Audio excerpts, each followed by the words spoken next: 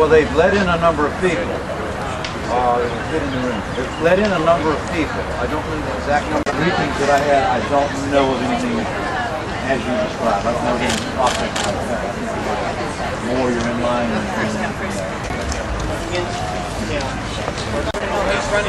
He's running for governor. I mean, tilt your sign a little bit so the sun doesn't.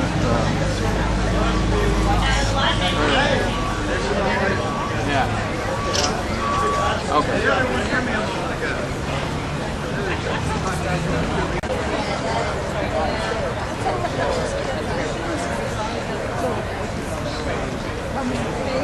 Yeah. All kinds of things. All kinds. Well, listen, well,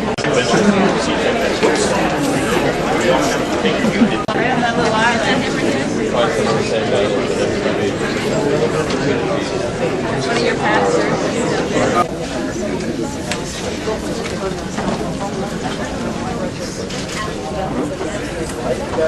Yeah, that's what I'm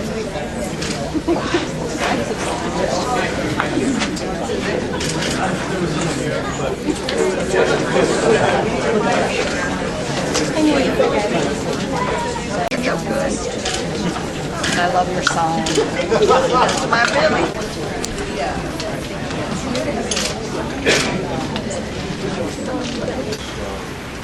business and the fact that so many members of the public will be here today. I'd also like to provide a special welcome to our newest board member, Dr. Don Seeds. Dr. Seeds is one of the two members of faculty and senior representatives on board. So that we can get acquainted, I would ask at this time, as we usually do, we'll go around the table and introduce ourselves and the organization that we represent on the board. Starting with Steve. Dr. Steve Escobar, representing the Junior Veterinary Association. Everyone at the Department of Health and the Governor's Office appreciate your service to the Commonwealth of Virginia. I know that we've had a number of correspondences with various members of the public, and I really appreciate the fact that this body is moving through some of these issues with a great deal of fun. We do have a large turnout today. There's a maximum capacity for this room, which is subject to enforcement by building security and the fire marshal. Seating is on a first-come, first-served basis. So if you leave the room, you will be able to get back in the room, but you will have to go back through security. So if you need to go use the restroom, you'll be checked in and out of this room. Given the extent of public interest in today's meeting, the proceedings of our meeting are being shown as a video conference in the room next door, boardroom 1, so that additional members of the public can observe the meeting. We're trying to be as transparent as possible. As always, I'm going to request that everyone in this room and in boardroom 1 maintain appropriate decorum. Let me reiterate that. That will require everyone in the group here to not be waving signs or using hand or arm motions, no talking, no unnecessary noises, no jeering, no disrespect, misconduct, or inappropriate comments. Please be polite. We want to hear from all of you. During the last meeting, board members found the waving of signs and hands and silent applause to be disruptive and distracting. Thus, members of the audience may not wave signs or their hands. During public comment, an opportunity will be given for individuals to hold up their signs for the meeting by the board. Those who are considered to be disruptive risk being asked to leave the room. Again, thank you for being here. We appreciate that. Just maintain civil order. Joe, can you review your sentence? President of the Family Foundation of Virginia. On behalf of thousands of Virginians who could not be here today, we urge you to amend the abortion center regulations to include building standards. For over a decade, the abortion industry has claimed no regulation is necessary because their facilities are safe. It fought against legislation that simply required licensure, inspection, and emergency equipment. Now we know why. The discovery of widespread violations of health and safety in recent inspections from the emergency regulations. The inspections the industry fought so hard to stop reveal that the industry has no credibility when it comes to what regulations are necessary and which are not. Department of Health records show a minimum of 80 violations in simply 9 clinics, and more inspections have been done since, including a bloody procedure table that wasn't sanitized between patients, multiple incidences of failing to sanitize equipment properly, untrained staff, and a lack of oversight of drugs. These reports indicate widespread disregard for patient safety. An industry that has covered up these kind of problems for 2 decades does not deserve to be listened to about when and how it should be regulated. The women of Virginia deserve better. They deserve to be treated with dignity, and bloody patient tables, unsanitized equipment, untrained staff, and basic disregard for medical protocols does not indicate concern for women. Those who have stated in the past and today that the health and safety standards are unnecessary have claimed that medical science is on their side. The inspection reports reveal that they do not have any science on their side. Instead, they were able to hide behind a politically motivated veil of secrecy for far too long. Now we know the truth. The abortion industry has proven unworthy and untrustworthy. It is up to you to see through the deception and amend the regulations to ensure that they meet the demands of the legislature and to ensure the safety of women. Thank you. Thank you. Next speaker is Julia Hewitt. On deck is Leslie Rubio. Mr. Chairman and members of the Virginia Board of Health, my name is Julia Hewitt. Thank you for allowing us to speak today. I represent the Family Research Council, a public policy organization that defends human life and religious freedom and represents thousands of constituents across the country. I myself reside in the state of Virginia. FRC supports enhanced abortion clinic regulations and asks the board to adopt regulations consistent with the statute passed by the Virginia Assembly last year. We believe these regulations must include appropriate building standards for abortion clinics. Some may argue that regulations are not necessary, but the fact remains. Abortion is one of the least regulated surgical procedures in the United States. It often results in unsanitary and unsafe conditions. Recent Freedom of Information Act audits revealed that after inspections of abortion clinics took place, as mandated by the emergency regulations, at least 9 clinics had as many as 80 violations.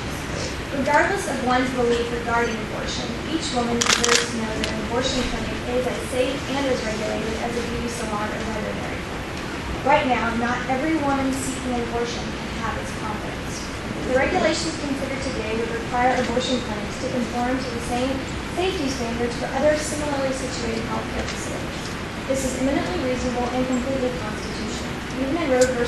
Wade, the U.S. Supreme Court recognized that the state has a legitimate interest in seeing to it that abortion, like any other medical procedure, is performed under circumstances that ensure maximum safety for the patient. FRC supports such regulations and urges the board to adhere to the requirements of the law as passed by the Assembly and as described by Attorney General Kitchener.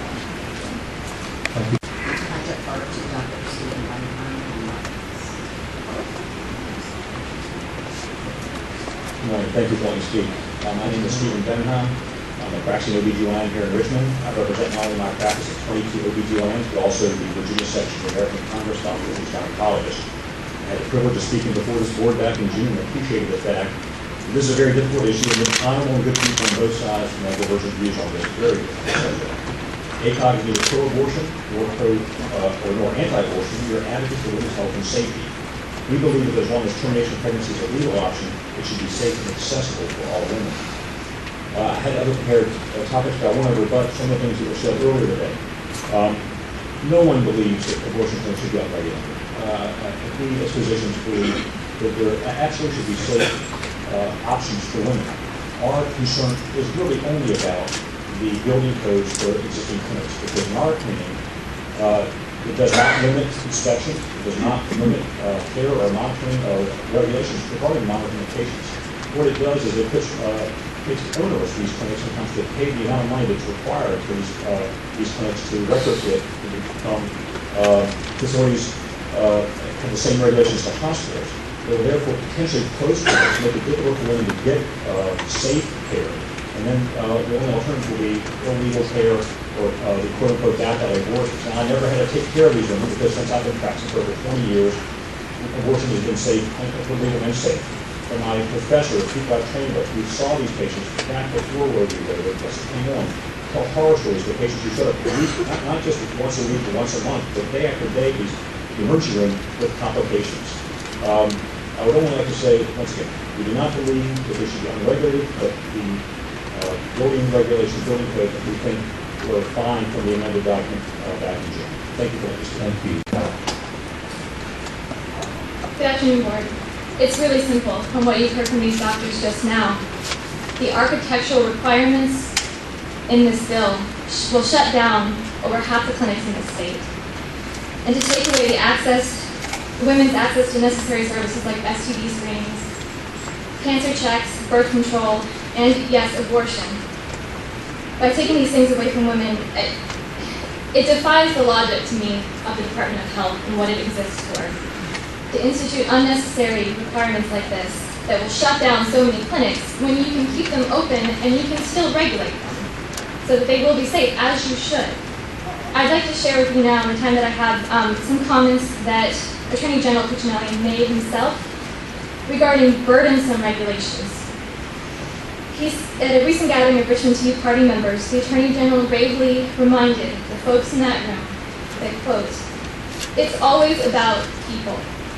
When you have this across-the-board regulatory assault, and again, we're speaking about the burdensome architectural requirements. When you have this across-the-board regulatory assault, the first people hurt, and the people hurt the worst, are the poor. And this is straight from his mouth. I wish he could apply that same logic to this situation here. Because the flip side of that is that rich white women will always have access to safe abortions, whether they're legal or not. The voices missing here today are those of the single mothers that are holding down 2 or 3 jobs that couldn't be here today. They're doing that just to take care of the family that they already have. People like me who can afford to take a day off of work without pay to be here are not the voices you should be hearing from. I urge you to remember their voices and to please grandfather in existing clinics so that they don't shut down, so that they remain open, and you can regulate them as you see fit while they're still open.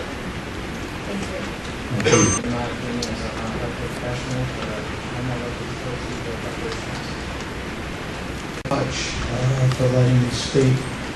I was struck listening to Dr. Remley's talk because in the talk earlier, she mentioned data and medical evidence several times. I've been a physician in Virginia for 40 years, and the whole Commonwealth holds this board with the utmost respect. And I am concerned that the process is somewhat being affected by political events. And what I would like to say is this. Last time the board took a vote, the vote is 7-2, and as you as a board have been instructed, go out, seek medical evidence. You had a board of experts. They made recommendations to you. Last time you voted 7-4 based on those recommendations and not politics. So I ask you today, please, for the reputation and the integrity of this board as we go forward, all I ask, put politics aside, use your resources of medical evidence to make your decisions. That's all anybody asks of this board to date, as Dr. Remley did just a few minutes ago, gave reports on what was based on medical evidence to go forward, and I commend you and thank you for your service. Sir, could you restate your name for the record? Kenneth Olshansky. Thank you. I'm Shelley Abrams, and I run a local area abortion clinic. I've seen all the nasty political maneuverings that have gone on since the last meeting. You all have been threatened by the Attorney General. You've been given long talks by Matt Cobb, whose wife spoke earlier from the Family Foundation. The governor has appointed Dr. John Seeds here to push his and the governor's anti-abortion agenda today. You are now at risk of being part of the conspiracy to effectively outlaw abortion in Virginia, against the wishes of the women of this Commonwealth, against the law of the land as set out by the Supreme Court, and against your mandate as members of this board to ensure the health and safety of all citizens. To be part of this perversion of your mandate is to put a stain on all of your efforts and the record you will leave for the future. My clinic is now fully licensed. We've done absolutely everything you have asked us to do. The only thing we have not done is rebuild our entire facility. If these requirements are so important to women's health, how can I be given 2 whole years to comply with them? The architectural requirements exist for one reason and one reason only, and that is to create a cost barrier to clinics who wish to stay open. Everyone here knows that. Dr. Seeds knows it, which is why he will push strongly to keep the grandfather clause out of the regulations today. You know in your hearts that you are being strong-armed, and you know it is wrong. Vote to reinstate the grandfather clause and stand up to the tyrants who are bullying you. Thank you for your courage. Thank you. To Jules Irwin with the ACLU employees, I also urge you to grandfather. Thank you. Could you state your name for the record, please? Abby Jessica. No, we have Jules yours. Irvin Rooney. May I have my time back since I was... Yes, Thank we'll you. restart that. My name is Jules Irvin Rooney. I'm a legal intern at the Women's Rights Project at the ACLU of Virginia. First of all, no court has ruled that regulations such as these are constitutional. These would be the most onerous in the nation. Secondly, you have a constitutional obligation to not impose unnecessary regulations. The Board of Health was within its authority to grandfather in existing women's health centers. Virginia law directs the Board of Health to create regulations for healthcare facilities that conform to standards established by medical and health professionals. The original draft of regulations for women's health centers did not conform to the statute's purpose. Instead of imposing requirements that only for new construction on existing facilities contradicted what medical and health professionals and specialists recommended. In fact, the specialists who authorized the guidelines for design and construction of healthcare facilities themselves stated that the guidelines are intended to apply only to new construction, not to existing facilities. Additionally, the Virginia Department of Health's very own panel of medical experts asserted that existing facilities should be grandfathered in. Thus, it's actually the original draft of regulation for women's health centers that exceeded the board's authority. In amending the regulations to grandfather in existing women's health centers on June 15th, the Board of Health recognized that inconsistency and amended regulations to apply as the experts intended. A state decision to correct this inconsistency should be made today, and it is within the board's authority to do so. The Attorney General's office has given you and the department advice. The office's advice can inform the board's action, but it cannot and should not decide it, especially when, as here, the office admits that their interpretation is inconsistent with every other regulation of healthcare facilities and far from consistent with the laws at issue. Thank you. And I'm a student physician from Eastern Virginia Medical School in Norfolk. Before beginning my academic medical training, I had the privilege of working for a local independent abortion provider. There are 2 groups being represented here today. One group is here to tell you how unsafe abortion is. Most of them are here for religious reasons, and the last time I checked, faith in God didn't grant you the ability or skills necessary to understand and interpret scientific medical information. For example, the Family Foundation, either by ineptitude or deceit, has attempted to mislead the public about inspections of abortion clinics that have been given licenses by the health department, by the way. This group obviously has no problem disregarding the Constitution and feeling entitled to impose their religious beliefs on the citizens of Virginia. They also have no problem bullying you, the Board of Health, into doing their bidding through threats and intimidation. I, on the other hand, am here from the other group, the group that understands medical practices and procedures should be determined by what the evidence supports. And what does the evidence say in this case? It says that abortion is 13 times safer than childbirth in the first trimester, that it is one of the safest procedures performed on women worldwide, in this country, and in the state of Virginia. The evidence says that there was no reason for these regulations to begin with because women weren't being harmed by abortion in this state. The evidence says that driving home from this meeting today is far more dangerous than having a first trimester abortion. Limiting access means women wait longer to get abortions and they have to drive further. I am on the side that is on your side, the board side. We applaud you for doing your job in June, and we know that you acted within your rights. We haven't been bullying you like petulant children. We've been supporting you and thanking you for your fight against corruption and tyranny. And again, I just want to thank the Board of Health for your courage and doing the right thing back in June, and I hope that you have the courage to do it again today. Thank you. And I've come here to challenge you to bring to hospitals the same level of standards that you wish to impose on abortion clinics. My mother last year was locked without medical treatment and broke her spinal cord injury for 7 days by local hospitals in Northern Virginia. The third time she was brought back, she was locked without medical treatment for 31 hours. The radiologists who were supposed to take care of her left home for a holiday weekend with stat orders unmet. She became paraplegic. After this, she was overdosed with medication with steroids for 14 days, 40 times the normal dosage. Rather than taking care of this her, which was not with even a medical order, she was force-fed antipsychotics, which caused her to have swallowing problems. She had aspiration pneumonia, and they also chose to restrain her. Your inspectors found that she was illegally restrained for a total of 20 days. You chose to do nothing. As a result, she got a pressure ulcer, a stage 3 pressure ulcer. When we finally got her to other care, that improved, but unfortunately she was brought back to this hospital. She was ordered involuntarily starved for a total of 7 days.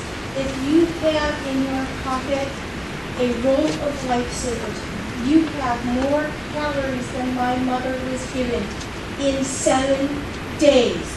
And this was with the knowledge of the doctors, the knowledge of the hospital, and the nurses reported it every 2 hours that she was being starved. Thank you very much. She also received a black eye when your inspector came and nobody cared. Very formally on the State Advisory Board. Could you please restate your name? Yes, sir. My name is Frida Cathcart. And could you start at 2 minutes, please? Yes, please start. Thank you. I served on the State Advisory Board as the consumer representative, and I was stunned to hear that the Attorney General, Ken Cuccinelli, rejected your amendment. This has never happened before. I'm aware of. I asked my state senator, Don Edwards, who serves on the Health and Advisory Board, the Senate Health, the State Senate and the Health and Committee. And he said that he has never heard of it happening before in the history of our Commonwealth. And he knows a lot about our history and our Commonwealth. The members of state advisory boards have to sign an oath to uphold the state constitution, including the Virginia Statute of Religious Freedom. Members are appointed for a specific term by the governor to prevent them from being subjected to the politics of the day, so that they can do the work of protecting the people's health through evidence-based decisions. Attorney General Ken Cuccinelli seems unwilling to fulfill the job responsibilities for the office of Attorney General by threatening not to defend the Board of Health's decision to protect women's health care. It is disturbing that there have been reports of behind-the-scenes meetings where members of the board have felt pressure to reject the vote that they made in June. It is not acceptable to play politics with state advisory boards or with women's health care. I am a descendant my ancestors fought in the American Revolution. We've been here since Williamsburg, where my ancestors sat in the House of Burgesses. We are a commonwealth of laws and civility, and the Attorney General overstepped those boundaries today, and we count on you to keep that grandfathered amendment. Thank you. Thank you. Will be Keontae Stewart Reed.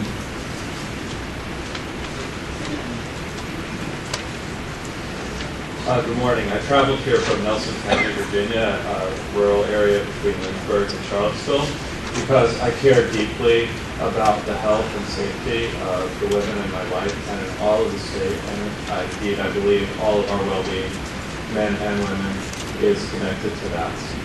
I appreciated the suggestion that we defer to experts to speak today with the citizen comment time.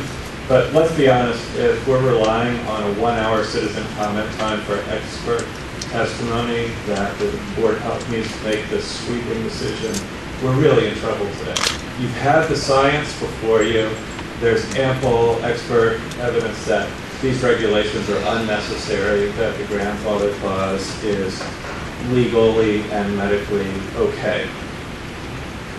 I don't know what's happening to us here when this could happen with important decisions that affect public health and safety.